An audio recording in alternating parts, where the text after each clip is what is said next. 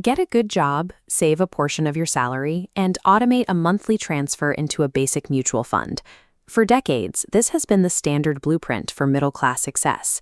But the math supporting that blueprint is broken. While official reports often place inflation around 3 or 4%, the actual cost of maintaining a middle-class life, factoring in education, housing, and healthcare, is climbing closer to 8 or 9% annually. This chart reveals the trap. On the left, a standard portfolio grows at 7%. On the right, your true cost of living expands at 9%.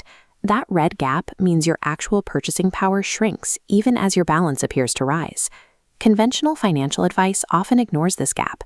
By following it, you aren't building wealth. You are running at full speed just to survive the silent drain of real-world inflation. To protect their savings, most investors try to diversify. They buy 5 or 6 different mutual funds, assuming that spreading their money across multiple accounts creates a reliable safety net. However, these funds are frequently just different wrappers for the same stocks. Those 5 distinct accounts funnel straight into the same 3 dominant market leaders. This creates concentration risk. If one company falters, the damage ripples back up, dragging down every diversified fund simultaneously. Holding the same assets in different packages creates a false sense of security. Without true variety in what those funds actually own, you remain completely exposed to a single sector's failure. When slow growth feels like a trap, many investors look for a shortcut, turning to derivatives and margin trading to accelerate their gains. The data for this approach is grim. 93% of retail traders lose their capital attempting these aggressive strategies, leaving only a tiny 7% who manage to see any return. Most of these losses are driven by recency bias, the urge to chase a sector only after it has already peaked. By the time an average investor notices a hot trend, the professional players have already moved their capital elsewhere. Short-term gambling and trend chasing transfer your capital to institutional players by design. It's a system built to punish emotional reactions and reward those who control the entry points. Wealthy investors use a different architecture. For those with long time horizons, this begins with committing 60 to 75% of capital heavily into equities, relying on time rather than market timing to be the heavy lifting. This is the core satellite structure. The central sphere is your core, low-cost index funds tracking the broad market. Orbiting it are smaller satellite nodes for targeted high-growth positions.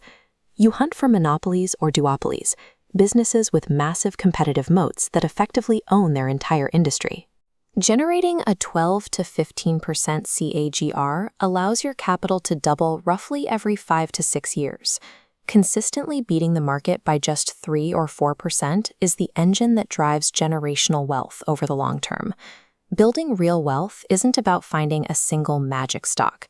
It is about structuring our capital to capture consistent compounded returns while remaining resilient enough to absorb market shocks. Even with a solid structure, behavioral gaps can destroy returns. Most investors fail to match a fund's performance because they panic sell during downturns, turning temporary market dips into permanent losses. To prevent that panic, you need true diversification across different asset classes. Balancing your portfolio with tangible assets like gold and real estate provides a stabilizer when the stock market becomes volatile. You can also optimize outside the market. Leveraging high-end credit card reward systems can fund travel and lifestyle expenses entirely through points, effectively plugging the financial leaks in your daily budget. This requires a change in how you interact with money.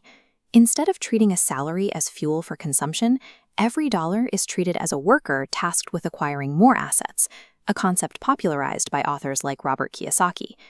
Audit your own portfolio this weekend. Calculate your true return against that 8% inflation baseline, and inspect your mutual funds for stock overlaps you didn't know existed. Financial freedom requires moving past the comfortable illusions of the middle class. It demands taking active, structural control of every dollar you earn and putting it to work.